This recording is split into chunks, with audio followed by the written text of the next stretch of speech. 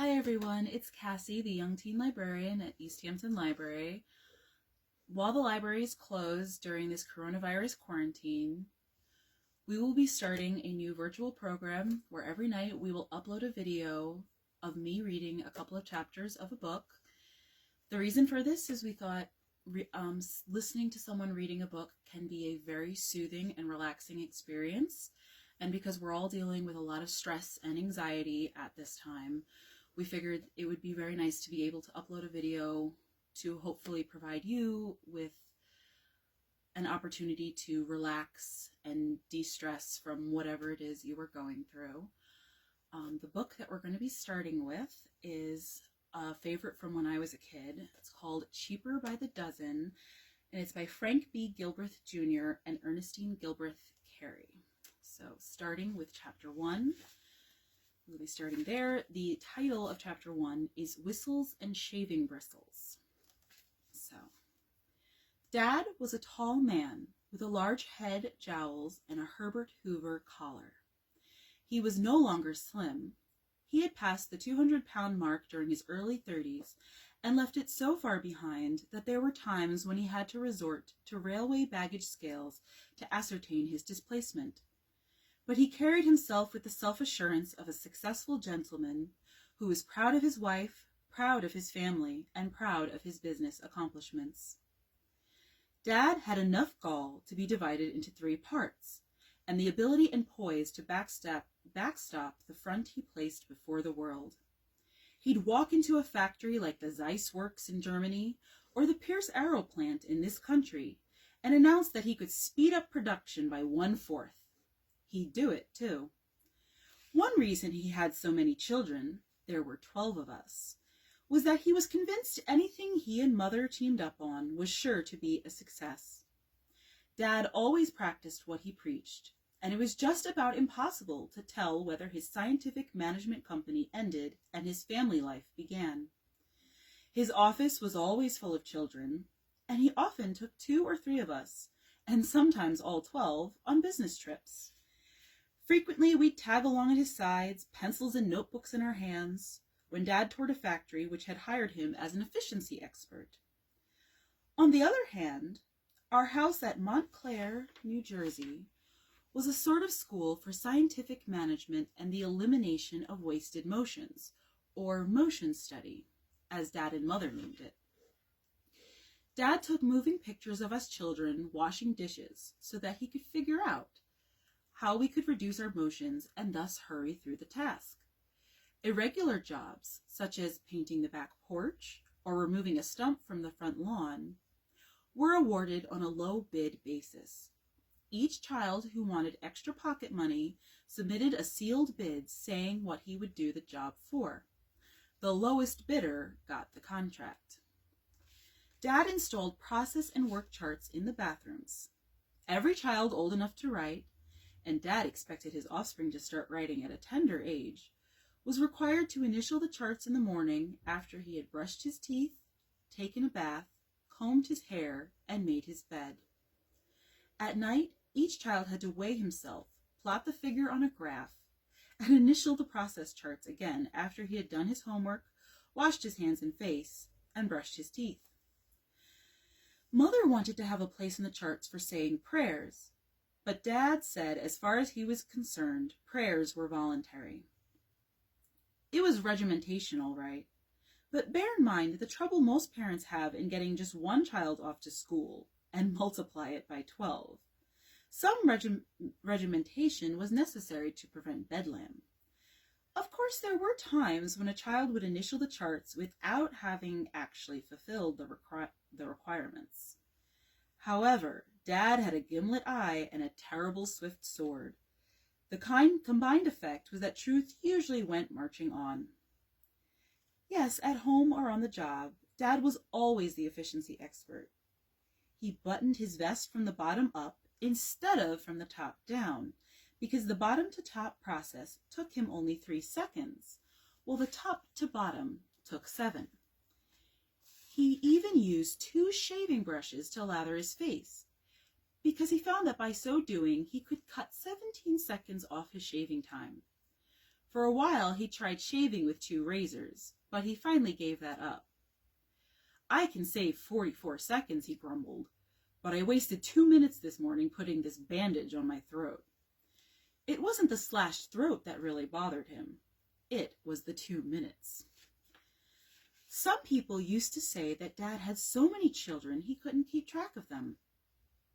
Dad himself used to tell a story about one time when Mother went off to fill a lecture engagement and left him in charge at home.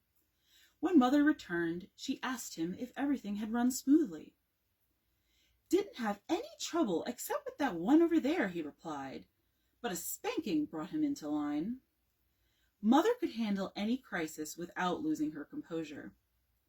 "That's not one of ours, dear," she said. "He belongs next door." None of us remembers it, and maybe it never happened. Dad wasn't above stretching the truth, because there was nothing he liked better than a joke, particularly if it were on him, and even more particularly if it were on Mother. This much is certain, though. There were 2 red-haired children who lived next door, and the Gilbreths are all blondes or redheads. Although he was a strict taskmaster within his home, Dad tolerated no criticism of the family from outsiders. Once a neighbor complained that a Gilbreth had called the neighbor's boy a son of an unprintable word. "What are the facts of the matter?" Dad asked blandly, and then walked away while the neighbor registered a double take.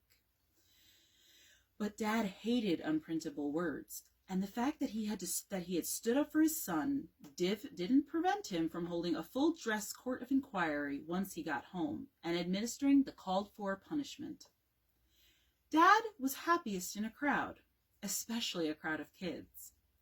Wherever he was, you'd see a string of them trailing him, and the ones with plenty of freckles were pretty sure to be Gilbreths.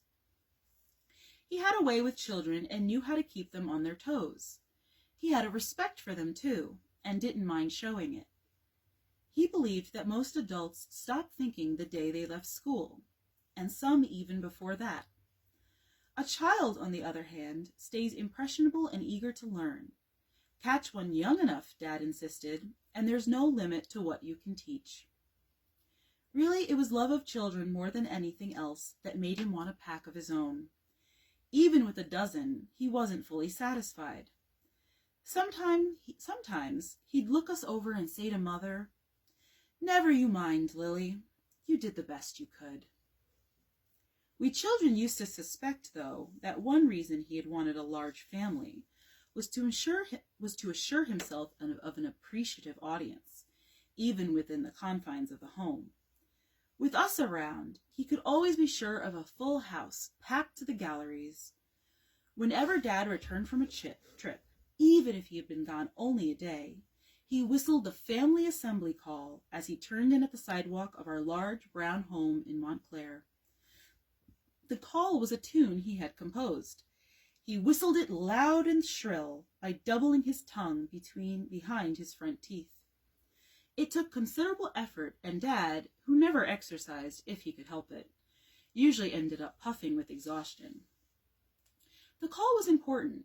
It meant drop everything and come running, or risk dire consequences. At the first note, Gilbreth children came dashing from all corners of the house and yard. Neighborhood dogs, barking hellishly, converged for blocks around. Heads popped out of windows of nearby houses. Dad gave the whistle often. He gave it when he had an important family announcement that he wanted to be sure everyone would hear. He gave it when he was bored and wanted some excitement with his children. He gave it when he had invited a friend home and wanted both to introduce the friend to the whole family and to show the friend how quickly the family could assemble. On such occasions, Dad would click a stopwatch, which he always carried in his vest pocket. Like most of Dad's ideas, the assembly call, while something more than a nuisance, made sense. This was demonstrated in particular one day when a bonfire of leaves in the driveway got out of control and spread to the side of the house. Dad whistled, and the house was evacuated in 14 seconds, 8 seconds off the all-time record. That occasion also was memorable because of the remarks of a frank neighbor who watched the blaze from his yard. During the height of the excitement, the neighbor's wife came to the front door and called to her husband. "What's going on?" "The Gilbreth's house is on fire," he replied. "Thank God." "Shall I call the fire department?" she shouted. "What's the matter? Are you crazy?" the husband answered incredulously. Anyway, the fire was put out quickly, and there was no need to ask the fire department for help. Dad whistled assembly when he wanted to find out who had been using his razors or who had spilled ink on his desk. He whistled it when he had special jobs to assign or errands to be run. Mostly, though, he sounded the assembly call when he was about to distribute some wonderful surprises, with the biggest and best going to the one who reached him first. So when we heard him whistle, we never knew whether to expect good news or bad, rags or riches, but we did know for sure we'd better get there in a hurry. Sometimes, as we all came running to the front door, he'd start by being stern. "Let me see your nails, all of you," he'd grunt, with his face screwed up in a terrible frown. "Are they clean? Have you been biting them? Do they need trimming?" Then out would come leather manicure sets for the girls and pocket knives for the boys. How we loved him then, when his frown wrinkles reversed their field and became a wide grin. Or he'd shake hands solemnly all around, and when you took your hand away, there'd be a nut chocolate bar in it. Or he'd ask who had a pencil, and then hand out a dozen automatic ones. "Let's see, what time is it?" he asked once. Out came wristwatches for all, even the 6-week-old baby. "Oh, Daddy, they're just right," we'd say. And when we'd throw our arms around him and tell him how we'd missed him, he would choke up and wouldn't be able to answer. So he'd rumple our hair and slap our bottoms instead. Chapter 2, Pierce Arrow. There were other surprises, too. Boxes of Page and Shaw candy, dolls and toys, cameras from Germany, wool socks from Scotland, a dozen Plymouth Rock hens, and 2 sheep that were supposed to keep the lawn trimmed, but died, poor creatures, from the combined effects of saddle sores, too much petting, and tail pulling. The sheeps were fun while they lasted, and it is doubtful if any pair of quadrupeds ever had been sheared so often by so many. "If I ever bring anything else alive into this household," Dad said, "I hope the Society for the Prevention of Cruelty to Animals hails me into court and makes me pay my debt to society. I never felt so ashamed about anything in my life as I do about those sheep, so help me." When Dad bought the house in Montclair, he described it to us as a tumble-down shanty in a run-down neighborhood. We thought this was another one of his surprises, but he finally convinced us that the house was a hovel. "It takes a lot of money to keep this family going," he said. "Food, clothes, allowances, doctor bills, getting teeth straightened, and buying ice cream sodas. I'm sorry, but I just couldn't afford anything better. We'll have to fix it up as best we can and make it do." We were living at Providence, Rhode Island at the time. As we drove from Providence to Montclair, Dad would point to every termite trap we passed. "It looks something like that one," he would say, "only it has a few more broken windows, and the yard is maybe a little smaller." As we entered Montclair, he drove through the worst section of town and finally pulled up at an abandoned structure that even Dracula wouldn't have felt at home in. "Well, here it is," he said. "Home, all out." "You're joking, aren't you, dear?" Mother said hopefully. "What's the matter with it? Don't you like it?" "If it's what you want, dear," said Mother, "I'm satisfied, I guess." "It's a slum, that's what's the matter with it," said Ernestine. "No one asked your opinion, young lady," replied Dad. "I was talking to your mother, and I will thank you to keep out of the conversation." "You're welcome," said Ernestine, who knew she was treading on thin ice, but was too upset to care. "You're welcome, I'm sure. Only I wouldn't live in it with a 10-foot pole." "Neither would I," said Martha, "not with 2 10-foot poles." "Hush," said Mother. "Daddy knows best." Lil started to sob. It won't look so bad with a coat of paint and a few boards put in where those holes are, Mother said cheerfully. Dad, grinning now, was fumbling in his pocket for his notebook. By jingo, kids, wait a second, he crowed.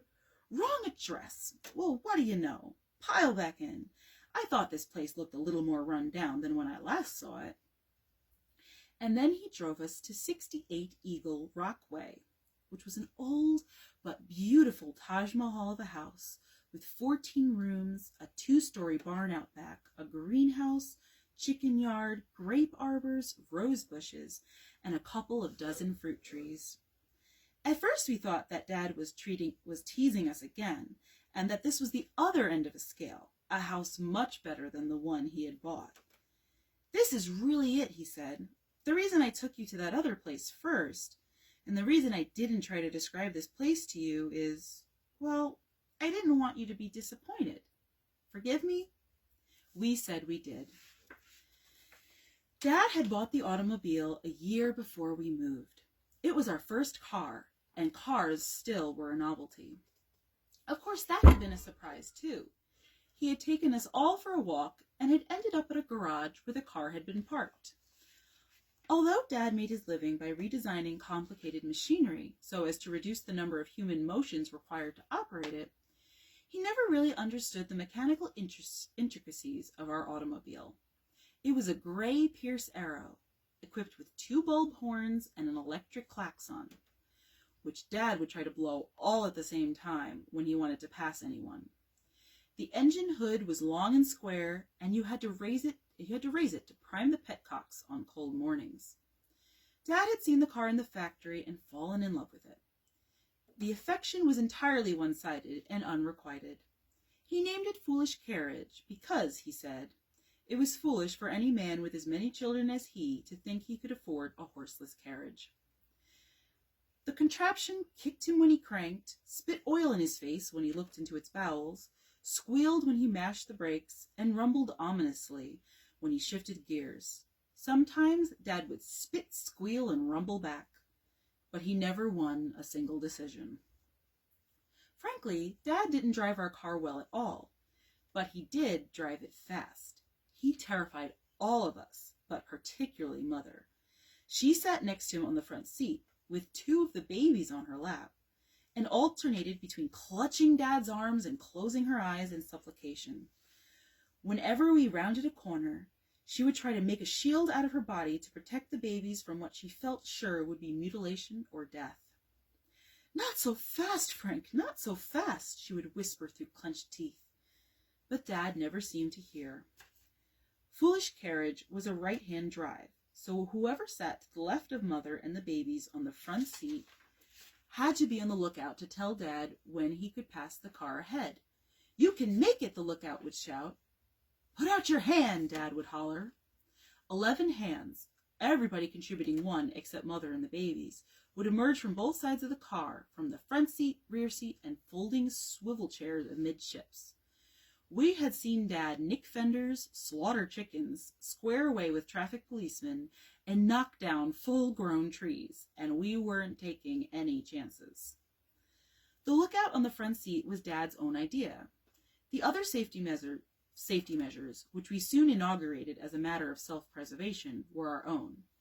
We would assign someone to keep a lookout for cars approaching on side streets to the left, someone to keep an identical lookout to the right, and someone to kneel on the rear seat and look through the isinglass window in the back.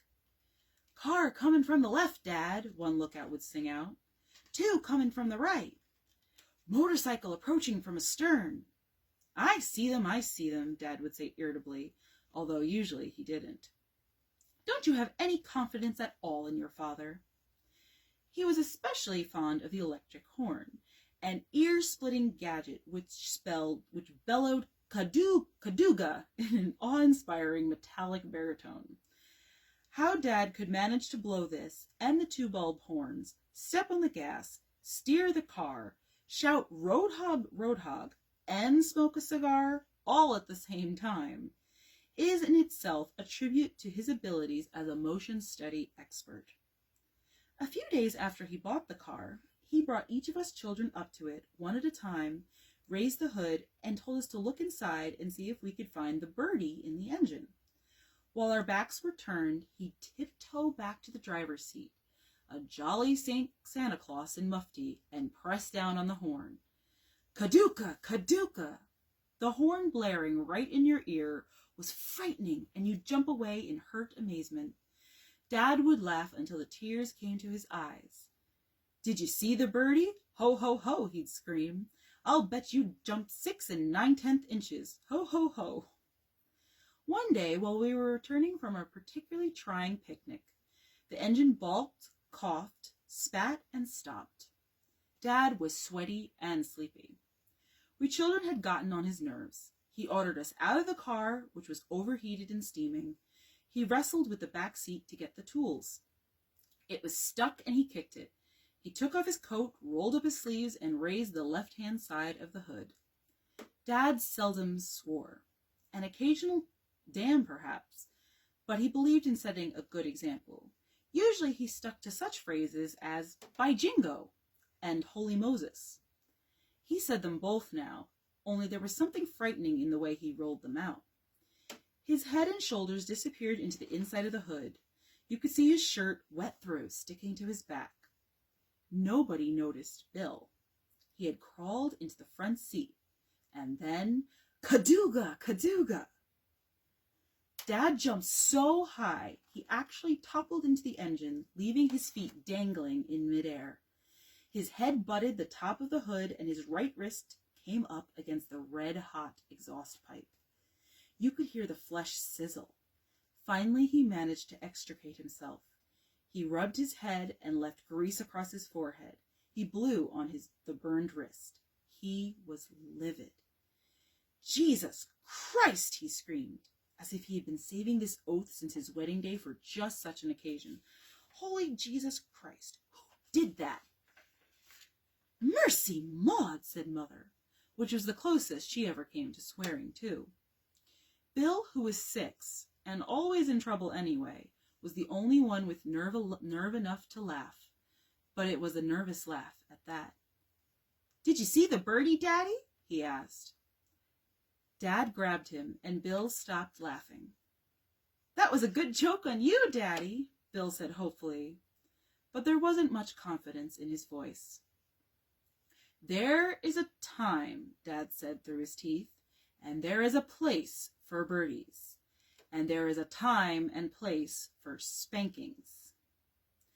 I'll bet you jumped 6 9/10 inches, Daddy, said Bill, stalling for time now. Dad relaxed and let him go.